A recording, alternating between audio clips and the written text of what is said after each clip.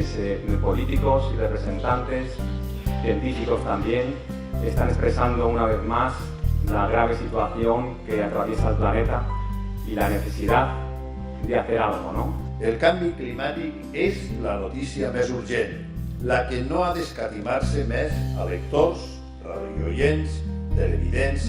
Al contrari, que és necessari difondre, explicar les seues raons, les seues causes y las seues terribles consecuencias. Espero que una vez aquí, en el corazón de la ciudad de las artes y las ciencias, en este centro comprometido con la divulgación y la conservación de especies marinas y de los océanos, sintáis que ha valido la pena todo el esfuerzo extra.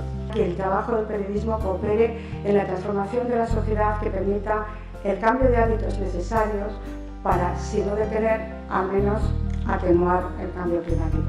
És una urgència resoldre aquesta qüestió, que a més és una qüestió de caràcter mundial, però que cada un al mateix temps, des de l'àmbit local, des de l'àmbit fins i tot ciutadà, hem de respondre i hem de prendre les mesures en conseqüència, no?